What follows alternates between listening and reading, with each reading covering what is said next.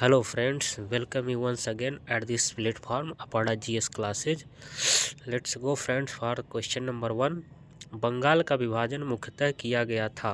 तो बंगाल का विभाजन मुख्यतः किस लिए किया गया था? तो पहला ऑप्शन देखेंगे हिंदुओं और मुसलमानों को विभाजित करने के लिए, दूसरा प्रशासनिक सुविधा के लिए, तीसरा बंगाली राष्ट्रवाद को दुर्बल करने के लिए, चौथा है बंगाल के विकास के लिए। तो इसमें देखेंगे क्वेश्चन में फर्स्ट में कौन सा राइट आंसर होगा। तो पहले जानते हैं कि बंगाल के विभाजन के बारे में क्या किया हुआ था।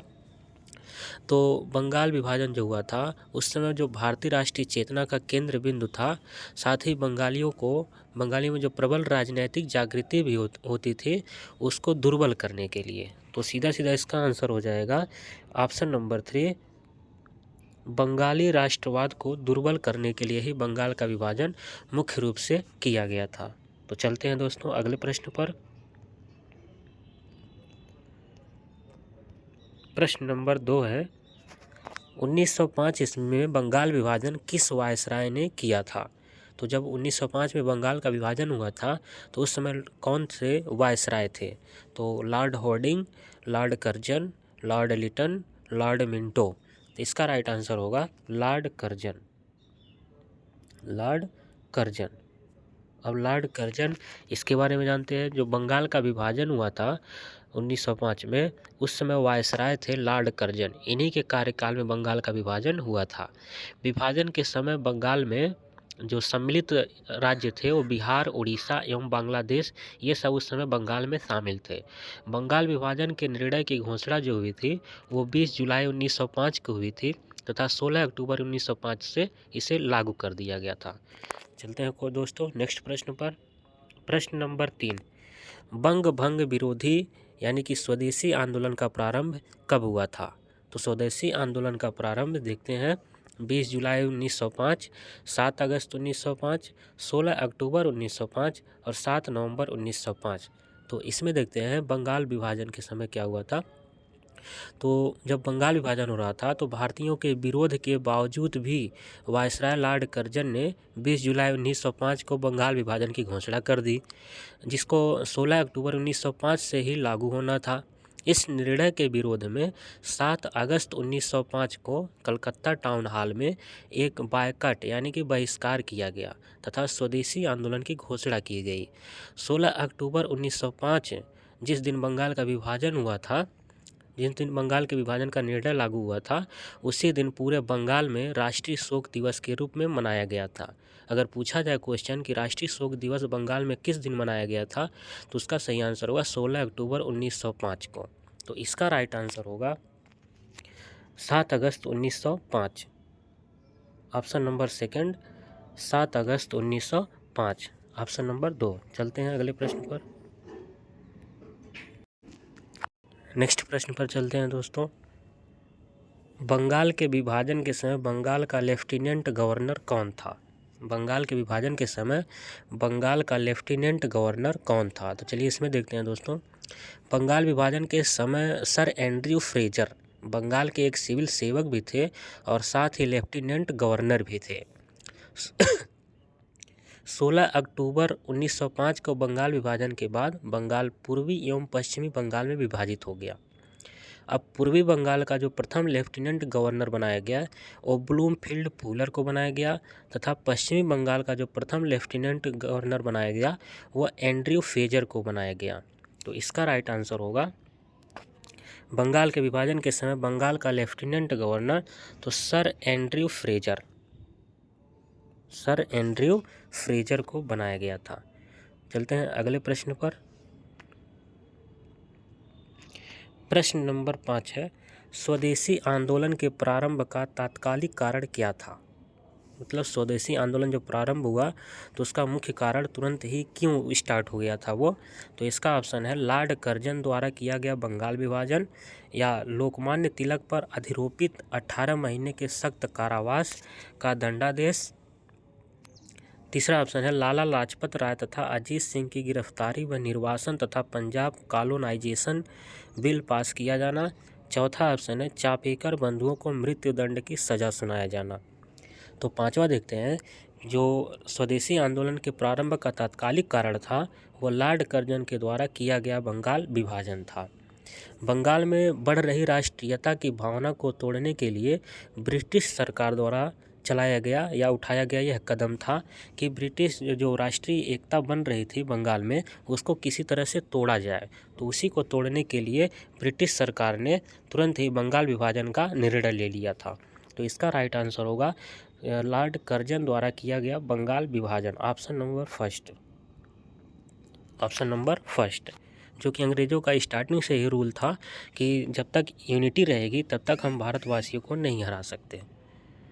चलते हैं अगले प्रश्न पर।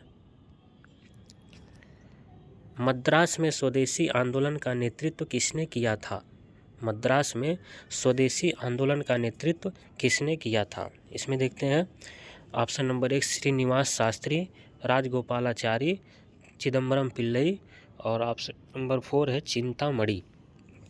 इसमें देखते हैं मद्रास में स्वदेशी आंदोलन का नेतृत्व चिदम्बरम पिल्लई ने किया था और बाल गंगाधर तिलक ने इस आंदोलन का प्रचार बम्बई एवं पुणे में भी किया था। लाला लाजपत राय ने पंजाब में तथा अजीत सिंह ने उत्तर प्रदेश में किया था और सैयद हैदर रजा दिल्ली में, इन सभी लोगों ने स्वदेशी आंदोलन का प्रचार भी किया था और नेतृत्व भी किया था। तो इसका राइट आंसर होगा Chidambaram Pillai, option number 3 Chidambaram Pillai. Option number 3 में देखेंगे चिदम्बरम पिल्लई ने मद्रास में स्वदेशी आंदोलन का नेतृत्व किया था। चलते हैं अगले प्रश्न पर। और अगर यहीं पे आपसे पूछा जाए कि दिल्ली में स्वदेशी आंदोलन का नेतृत्व किसने किया था और उसका प्रचार किसने किया था, तो सैयद हैदर रजा ने किया था। चलते हैं अगले प्रश्न पर। प्रश्न नंबर 7, बंगाल में ब्रिटेन की वस्तुओं के बहिष्कार का सुझाव सर्वप्रथम किसने दिया था? बंगाल में ब्रिटेन की वस्तुओं के बहिष्कार का सुझाव कि बंगाल में वो थे ब्रिटेन की जितने भी वस्तुएं बनी थी उसका बायकॉट करने का सुझाव कृष्ण कुमार मित्र ने दिया था। कृष्ण कुमार मित्र ने बंगाल विभाजन के प्रस्ताव के विरोध में अपनी जो बांग्ला पत्रिका थी संजीवनी, इनके द्वारा लिखी गई पत्रिका थी बांग्ला पत्रिका संजीवनी जिसका नाम था, वो बंगाल भाषा में ही प्रकाशित होती थी। इसके लेख में सर्वप्रथम इन्होंने सुझाव दिया था कि भारतीय जनता द्वारा ब्रिटिश सरकार द्वारा जितनी वस्तुएं बनाई गई हैं उन सब का बहिष्कार करना चाहिए। इन्होंने कृष्ण कुमार मित्र ने अपनी पत्रिका संजीवनी में लिखा था कि भारतीय जनता जितने भी ब्रिटिश वस्तु हैं उन सब का बहिष्कार करे। तो इसका राइट आंसर होगा कृष्ण कुमार मित्र, ऑप्शन नंबर 2 कृष्ण कुमार मित्र। चलते हैं अगले प्रश्न पर। ब्रिटिश पत्रकार एच.डब्ल्यू. नेविगेशन, ब्रिटिश पत्रकार एच.डब्ल्यू. नेविगेशन किससे जुड़े थे? असहयोग आंदोलन से, सविनय अवज्ञा आंदोलन से, स्वदेशी आंदोलन से या भारत छोड़ो आंदोलन से? तो इसमें देखेंगे इस समय जिस समय ये स्वदेशी आंदोलन चल रहा था उस समय जो एच.डब्ल्यू. नेविगेशन थे इन्होंने इस समय डेली क्रॉनिकल, ग्लासगो हेराल्ड तथा मैनचेस्टर गार्जियन के लिए रिपोर्टिंग की थी। बाद में इन समस्त रिपोर्टों को एक संकलन करके इन्होंने the new spirit in India नामक पुस्तक को प्रकाशित कर दिया था स्वदेशी आंदोलन के समय। तो ब्रिटिश पत्रकार एच.डब्ल्यू. नेविगेशन स्वदेशी आंदोलन से जुड़े थे, स्वदेशी आंदोलन से जुड़े थे। पूछा जाए इनकी पुस्तक कौन सी है, तो इनकी पुस्तक है the new spirit in India. चलते हैं दोस्तों अगले प्रश्न पर। भारत की प्राचीन कला परंपराओं को पुनर्जीवित करने के लिए एक Indian society of oriental art की स्थापना की थी। अवनींद्रनाथ टैगोर ने, नंदलाल बोस ने, असित कुमार हल्दर ने, अमृता शेरगिल ने। तो इसमें देखते हैं कि Indian society of oriental art की स्थापना 1907 ईस्वी में अवनींद्रनाथ टैगोर ने राष्ट्रीय आंदोलन के बढ़ते प्रभाव के वातावरण में किया था। अवनींद्रनाथ टैगोर ने पाश्चात्य प्रभाव से अलग रहकर स्वदेशी चित्रकारी प्रारंभ किया था। तो इसका आंसर राइट हो जाएगा अवनींद्रनाथ टैगोर ने, अवनींद्रनाथ टैगोर ने। चलते हैं दोस्तों अगले प्रश्नों पर। स्वदेशी और बहिष्कार सर्वप्रथम किस घटना के दौरान संघर्ष की विधि के रूप में अपनाए गए थे? स्वदेशी और बहिष्कार सर्वप्रथम किस घटना के दौरान संघर्ष की विधि के रूप में अपनाए गए थे?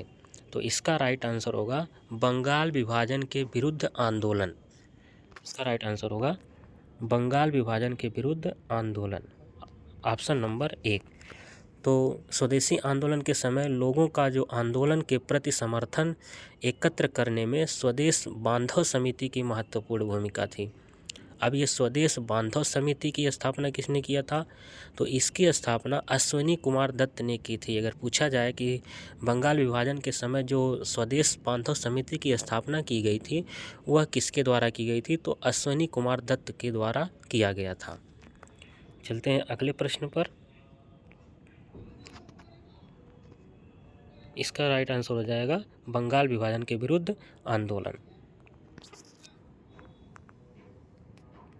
प्रश्न नंबर 11, स्वदेशी आंदोलन के संबंध में निम्न में से कौन कौन सही है?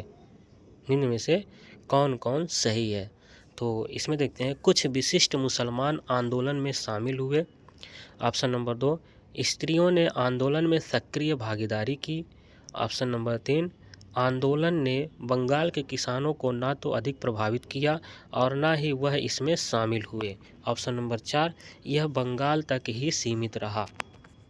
तो इसका राइट आंसर होगा ऑप्शन नंबर 1, 2 और 3, क्योंकि यह बंगाल तक ही सीमित नहीं रहा था।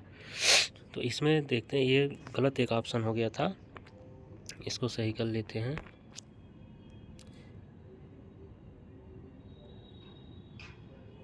यहाँ पे 1 और 2 ही रहने देते हैं। तो इसका राइट आंसर होगा ऑप्शन नंबर सी, 1, 2 और 3। चौथा ऑप्शन हमारा गलत होगा।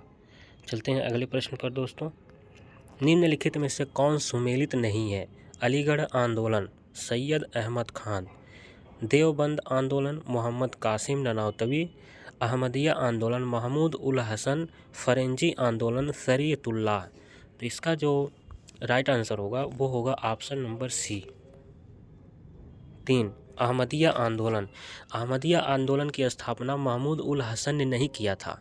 तो अब प्रश्न उठता है कि इसकी स्थापना किसने की थी? तो अहमदिया आंदोलन की स्थापना 1889 ईस्वी में मिर्ज़ा गुलाम अहमद ने किया था। अहमदिया आंदोलन की स्थापना मिर्ज़ा गुलाम अहमद। तो इसमें देखेंगे अहमदिया और अहमद दोनों मैच कर रहा है, तो उससे भी आप ट्रिक लगा सकते हैं कि अहमदिया आंदोलन अहमद ने किया था। लास्ट में उनके नाम के गुलाम अहमद आ रहा है, तो अहमदिया अहमद।